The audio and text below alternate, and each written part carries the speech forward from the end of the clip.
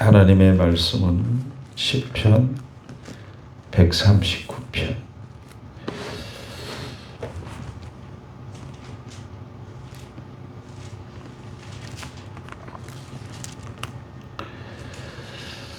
(139편) 1절에서 10절까지 보겠습니다.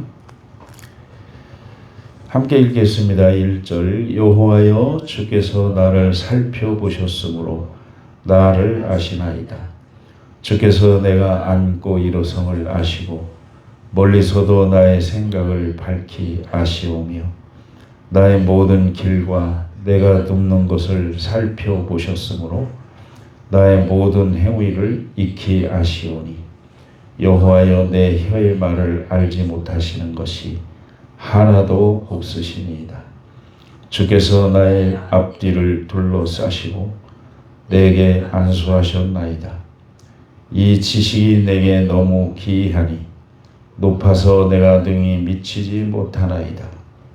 내가 주의 영을 떠나 어디로 가며 주 앞에서 어디로 피하리이까? 내가 하늘에 올라갈지라도 거기 계시며 스올에 내 자리를 펼지라도 거기 계시나이다. 내가 새벽 날개를 치며 바다 끝에 가서 거주할지라도 거기서도 주의 손이 나를 인도하시오며 주의 오른손이 나를 붙드시리이다. 아멘. 오늘 아침에 같이 나누고자 하는 말씀은 7절에서 10절의 말씀에 보면 주의 영을 떠나 어디로 가며 주의 앞에서 어디로 피하리까? 하늘에 올라갈지라도 거기 계시고 스올에 내 자리를 펼지라도 거기 계시나이다. 스올에 내 죽은 자들이 가는 곳, 내가 새벽 날개를 치며 바다 끝에 가서 거주할지라도 거기서도 주의 손이 나를 인도하시며 주의 오른손이 나를 붙드시리이다. 이것은 보이지 않는 하나님이 무소부재, 계시지 않은 곳이 없고 피륙이라도 뚫어보시는 하나님이 우리 마음속까지 지금도 살피고 계신다고 역대하 16장 9절의 말씀을 하셨는데, 이것은 우리가 오해하면 안 돼요. 벌 주시려고 감시자로서 역할을 하는 게 아니고 구원받은 당신의 자녀들을 살펴보시며 죄악에 빠지지 않도록 인도해 주시고 동행하시면서 간섭하시고 교제하기를 원해서 그런 것이다.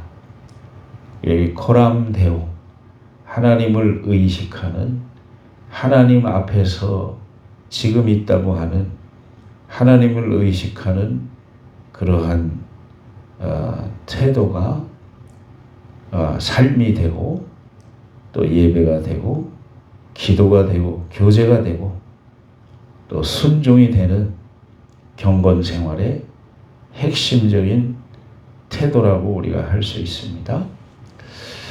그러니까 마태복음 6장 1절에서 15절 말씀에 보면은 한번 잠깐 6장을, 마태복음 6장을 한번 우리가 이제 유명한 구절이고 아는 구절이지요.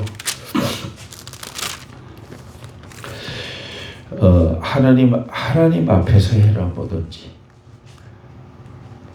보이지 않는 하나님을 보이는 것처럼 우리가 의식을 하고 살아야 된다. 그래서 이 세 가지를 그 마태복음 6장에서 이제 여러분들이 아시는 것처럼 말씀을 지금 하고 있는데, 구제하는 일에 대해서도 4절에 보시면 시작, 내 구제함을 은밀하게 하라. 은밀한 중에 보시는 너희 아버지께서 갚으시리라. 은밀한 중에 보시는 너희 아버지께서 갚으시리라. 그리고 6절을 보겠습니다. 기도할 때도 마찬가지다.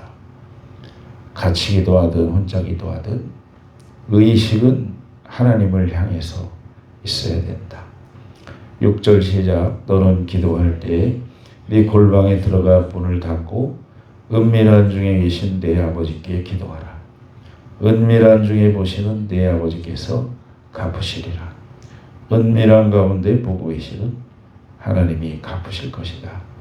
이 의식을 우리는 항상 견지하고 있어야 된다. 그 다음에 이제 18절에 있어서 금식을 할 때도 마찬가지다. 18절 시작. 이는 금식하는 자로 사람에게 보이지 않고 오직 은밀한 중에 계신 내 아버지께 보이게 하려 함이라. 은밀한 중에 보시는 내 아버지께서 반드시 갚으시리라. 이렇게 말씀을 하시고 계시는 것입니다. 그러면은 여기에 대한 상급이 반드시 따라온다. 하나님과 깊은 교제를 누리는 상급을 받는다. 마음속에 이제 디모데후서 1장 7절 말씀을 보세요. 그게 이제 하나님께서 주시는 그 보상이다.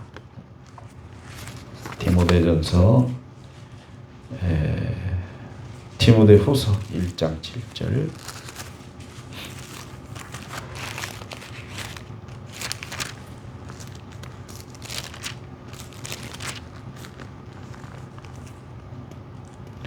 시작. 하나님이 우리에게 주신 것은 두려워하는 마음이 아니요 오직 능력과 사랑과 절제하는 마음이다. 보이지 않는 하나님의 임재를 의식하면서 교제하면서 살면 하나님이 세 가지 그 마음을 주신다. 첫째는 능력을 주신다. 능력. 이제 배경이 있어요.